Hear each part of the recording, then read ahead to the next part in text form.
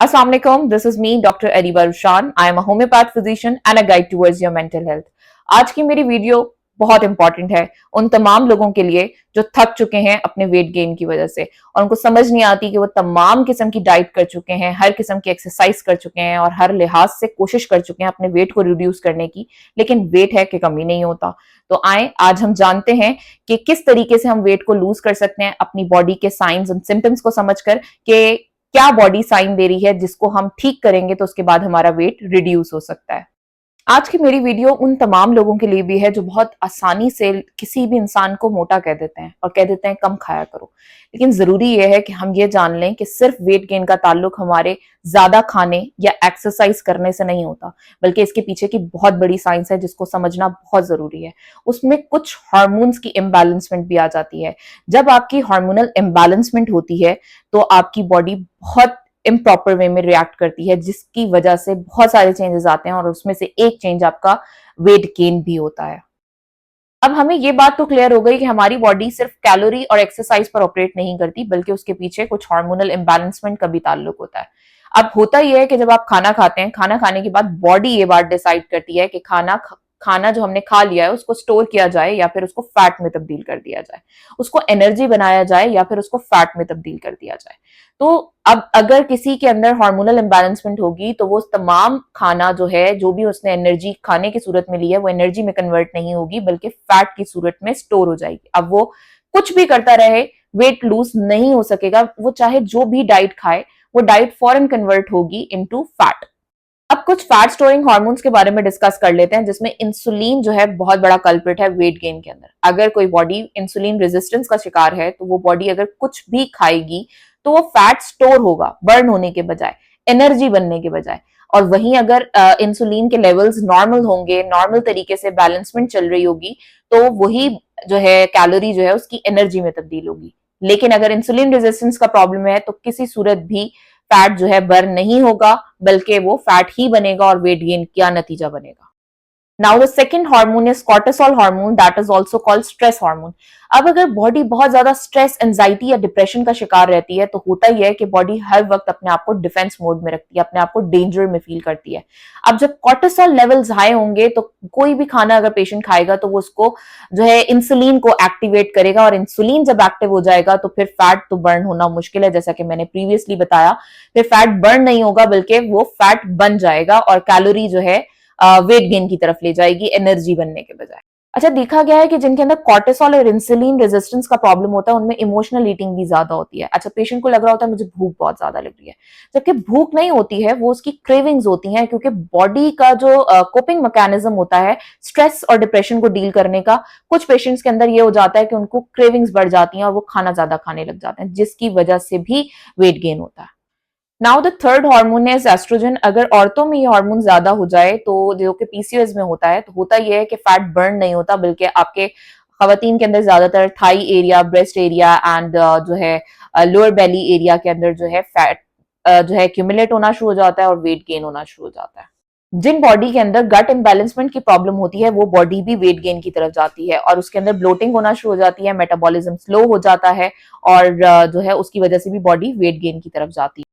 गट imbalancement bile की production को भी कॉम्प्रोमाइज करती है और फिर आपका ओवरऑल जो फंक्शन है वो भी डिस्टर्ब होता है, और उसकी वजह से थायराइड हार्मोन्स के अंदर भी डिस्टर्बेंस आती है। और जब थायराइड का हार्मोन जो है उसका जो सीक्रेशन है वो स्लो हो जाती है, यानी T3 एंड T4 की, तो भी मेटाबॉलिज्म स्लो हो जाता है, जिसकी वजह से खाना डाइजेस्ट नहीं हो पाता और फैट में तब्दील होना शुरू हो जाता है। जब थायराइड हार्मोन जो है कॉम्प्रोमाइज होना शुरू हो जाता है, उसकी सिक्रीशंस कॉम्प्रोमाइज होना शुरू हो जाती हैं, तो बॉडी हर वक्त थकन का शिकार रहती है, एनर्जी कम रहती है और जो है वेट गेन भी होता है। अब अगर किसी बॉडी के अंदर विटामिन डी या B12 की कमी है तब भी वेट गेन होता है, बिकॉज आपका मेटाबॉलिज्म स्लो हो जाता है, और जब मेटाबॉलिज्म स्लो हो जाता है तो खाना सही तरीके से रेगुलेट नहीं हो पाता और एक्सक्रीट आउट भी नहीं हो पाता, जिसकी वजह से भी वेट गेन होता है। अब कुछ फैट बर्निंग हार्मोन्स के बारे में डिस्कस कर लेते हैं, जिसमें लेप्टिन एक ऐसा हार्मोन है जो आपको ये डिसाइड करवाता है कि आपका पेट फुल हो चुका है, अब आपको और खाने की नीड नहीं है। लेकिन होता यह है कि जो ओबेसिटी का शिकार होते हैं पेशेंट्स, उनमें लेप्टिन रेजिस्टेंस हो जाती है, यानी कि लेप्टिन हार्मोन जो है बॉडी को सिग्नल ही नहीं देता कि खाना इनफ है उसके लिए, वो खाता रहता है, जिसकी वजह से पेशेंट जो है ज्यादा खाता है और फिर वेट गेन की तरफ जाता है। अच्छा, अब इस लैप्टिन हार्मोन को एक्टिवेट कैसे किया जाए, उसके लिए जरूरी ये है कि आप या तो फास्टिंग करें या फिर जो अपनी लाइफ को मॉडिफाई करें। लाइफ को मॉडिफिकेशन के अंदर आपकी नींद यानी कि स्लीप साइकिल बहुत अहम किरदार अदा करता है।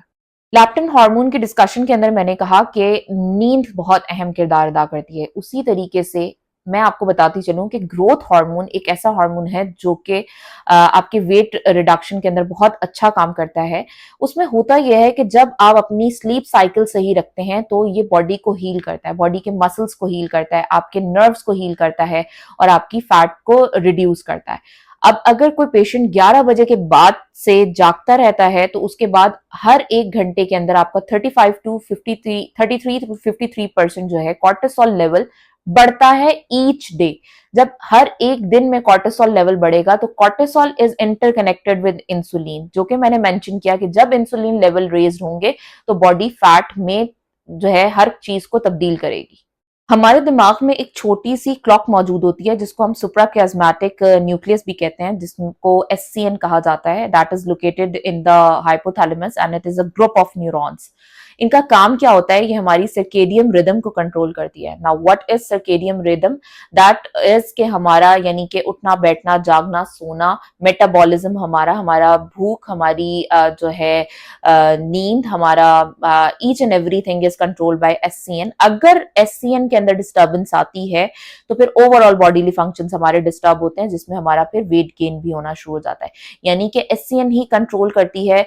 अगर जैसे रात का टाइम है तो वो जो है अंधेरे से जज करके जो है मेलाटोनिन को रिलीज करती है, यानी नींद के सेल्स को रिलीज करती है और फिर हमें इससे नींद आती है।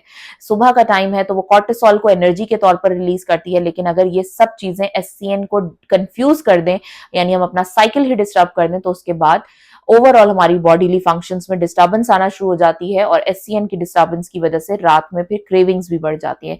यानी कि लेप्टिन हार्मोन हमारा सो जाता है और ग्रेलिन हार्मोन जो कि हमारी भूख को बढ़ा देता है वो हार्मोन बढ़ जाता है। अब हम मेडिकल पॉइंट ऑफ व्यू से वेट गेन के हवाले से तमाम साइन एंड सिम्टम्स को डिस्कस कर चुके हैं। हम बॉडी के रिएक्शंस को समझ चुके हैं। अब अगर हम बॉडी के रिएक्शंस को समझते हुए बॉडी के साथ डील करेंगे और वेट को लॉस करने की कोशिश करेंगे तो वेट जरूर लूज होगा। तो आई होप कि ये वीडियो उन तमाम लोगों के लिए बहुत इंफॉर्मेटिव रही होगी जो कि वेट गेन का शिकार हैं और अब वो वेट लॉस करना चाहते हैं। तो अपनी बॉडी को समझ कर जब डील करेंगे तो इंशाल्लाह वेट जरूर रिड्यूस होगा।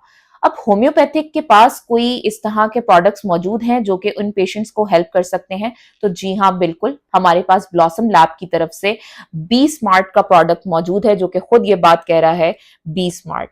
तो यानी कि ये तमाम उन सिम्टम्स को बहुत अच्छे से क्योर करेगा जिसमें आपकी हार्मोनल इम्बैलेंसमेंट आ जाती है, कॉर्टिसोल लेवल का रेज होना आ जाता है, यानी स्ट्रेस एंड एंजाइटी, आपका जो है इंसुलिन रेजिस्टेंस आ जाता है, आपका स्लो मेटाबॉलिज्म आ जाता है। इस प्रोडक्ट को लेने से आपके अंदर ये तमाम जो प्रॉब्लम्स आ रही होती हैं ये उनको भी हेल्दी वे में ट्रीट करता है और बॉडी को जो है फैट को रिड्यूस करता है। अब ये ब्लॉसम लैब का बी स्मार्ट कहाँ से मिलेगा? ये पाकिस्तान की किसी भी बड़ी फार्मेसी से आपको बआसानी मिल जाएगा और आप घर बैठे भी इसको ऑर्डर कर सकते हैं।